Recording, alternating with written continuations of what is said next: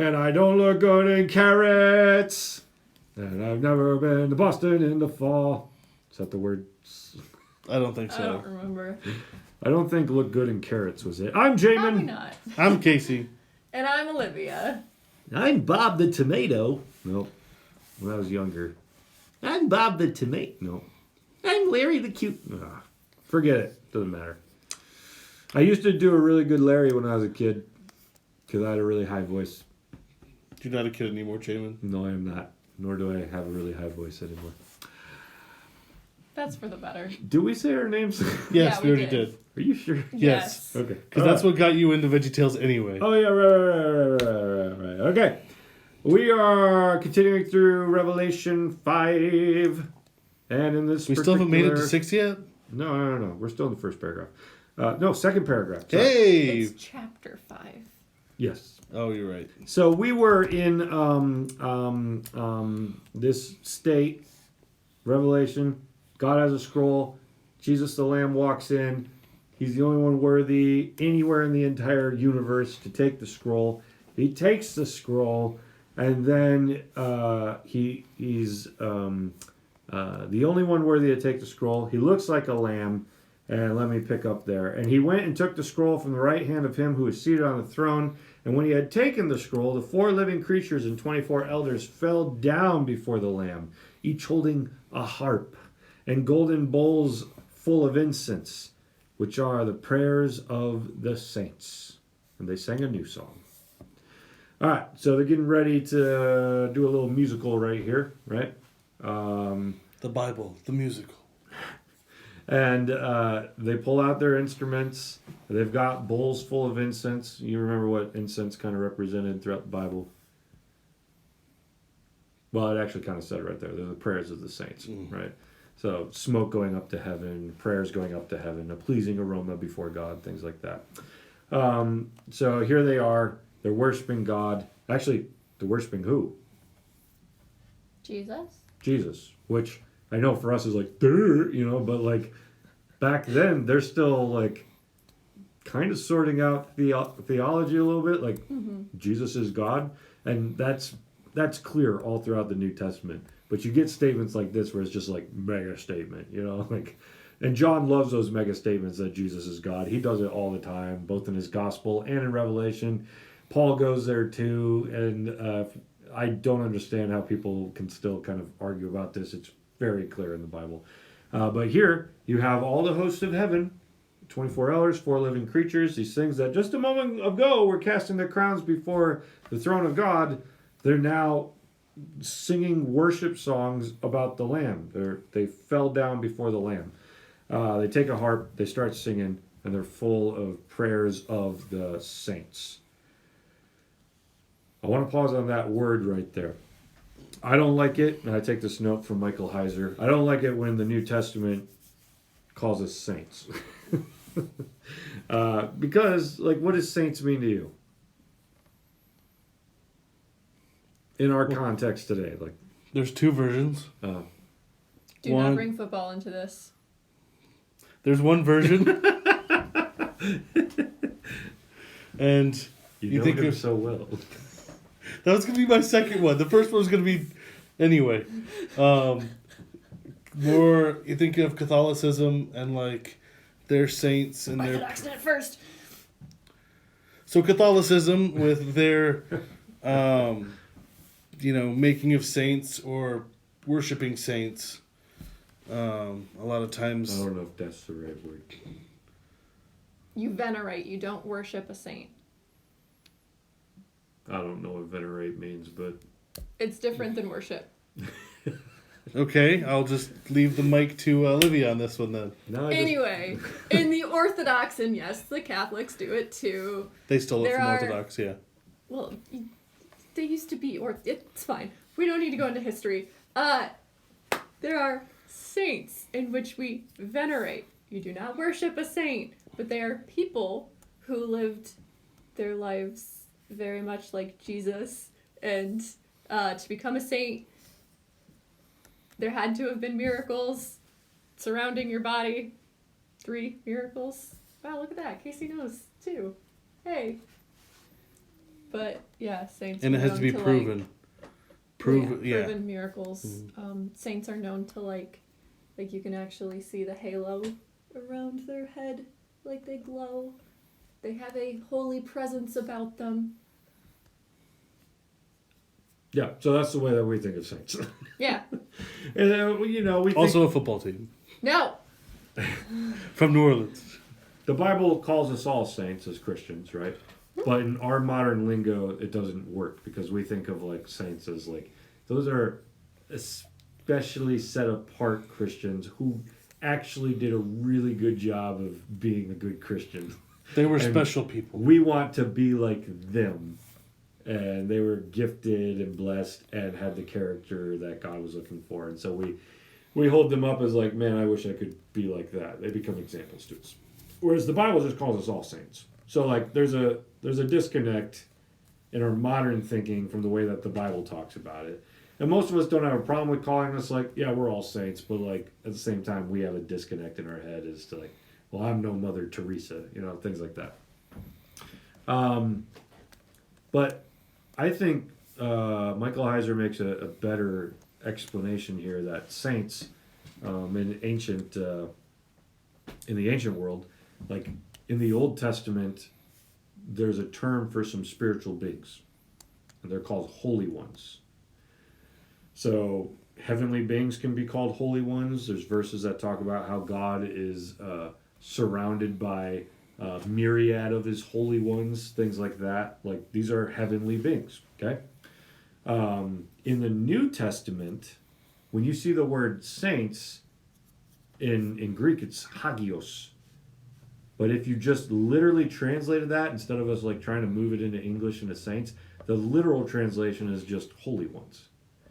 So that becomes a really powerful statement in the New Testament when suddenly Paul starts calling human beings holy ones. When Paul starts like making us out to be spiritual beings of heaven of a sort, right? Like we have the same, we're growing into that same kind of power and authority and immortality, and we go on to live forever with God. The old holy ones of old that have fallen will be done away with, whereas the new holy ones, these Christians, will be the replacement plan, things like that. Like when we use the word saints, we completely disconnect it from this holy one's background. And right here, tell me if it makes sense when you're thinking of spiritual beings, because right here we have he took the scroll, the four living creatures, the 24 elders fell down before the Lamb, each holding a harp and golden bowls of incense, which are the prayers of the holy ones, is what it should say. Who was just worshiping God? The holy ones. The spiritual beings of heaven. So when we throw in the saints, suddenly we kind of change it. So that almost feels kind of off to a certain extent. It's like all the spiritual beings of heaven are praising God, and then they lift up the prayers of people. You know, like, oh, well, I thought we were dealing with heaven still. Now, it could go both ways, right? Because earthly people are, those who follow Jesus are now classified as holy ones. So these these spiritual beings could be holding the prayers of people who are praying, as well as perhaps the prayers of heavenly beings that are praying. Whatever the case is, these are the holy ones of heaven. So I mostly point that out, that when you come across the word saints throughout the Bible, take a moment and pause and think to yourself, like, what does this mean? And does it have something to kind of help me understand my own identity? In fact, here, we can just go through, maybe we can't. Hagios. Oh, I clicked on the wrong one. Here we go. We're going to look at a few of them. The bodies of the holy ones who had fallen asleep were raised after Jesus had passed. Ananias said, Lord, I've heard from many about this man, which was Paul at the time, how much evil he has done to your holy ones. Now as Peter went there, and among them all, he came down also to the holy ones who lived at Lydda. You find this word coming up all throughout the New Testament, and it's in reference to who human beings now are. All the holy ones greet you. Then it goes on.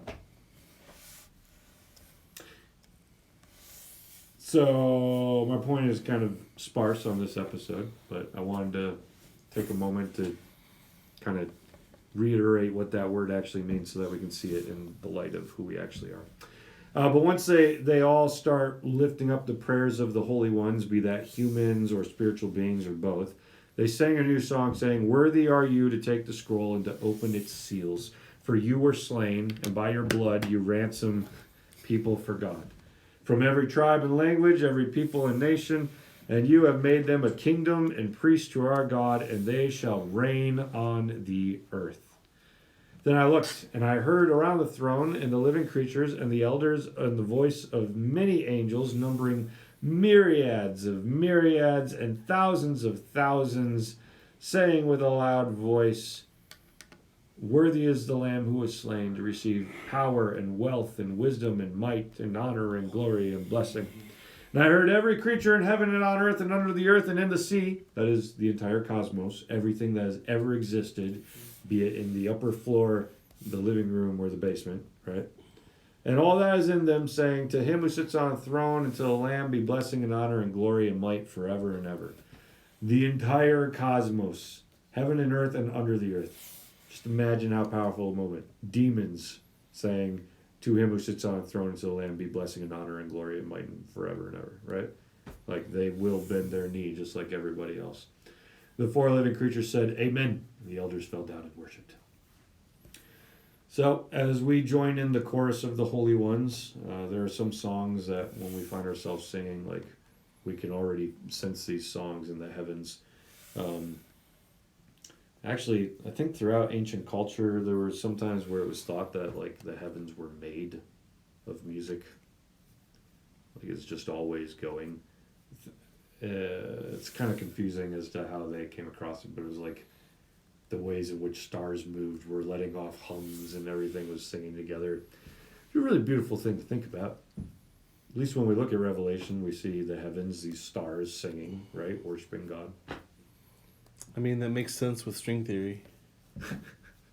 So, The morning stars sang for joy, the sons of God, according to Job. Likewise, nope, I lost it. Whatever I was about to say.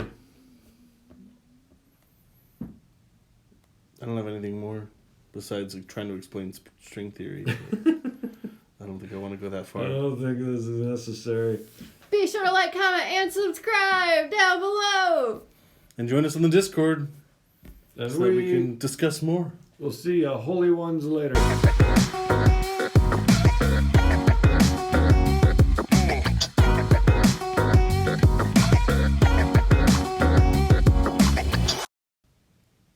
Oh, yeah. So in Narnia, the beginning of Narnia, like Aslan sings everything to creation. That's where I was going. That makes sense. You could have gone to Tolkien. Sure. You At the did it beginning first. of the Silmarillion was later. But Maybe. the beginning of Tolkien's universe is also being sung into existence. Chronologically, it's Yeah, before you're right. Lewis. I don't know chronologic. I don't know Publishing order? publishing order. Granted, they if might it have both was- just been sitting at a bar and Both came up with the same no, idea. that Tolkien was like, "What if I have God, or what is his name, Melchizedek or Melcandria or I don't know. Morgu or what if I have my God creature sing creature? That's not the way. What if I have God the figure. creator like sing everything into existence?" And C.S. Lewis is like, "That's good. You published that yet?" No, not yet. Good. Don't worry about it.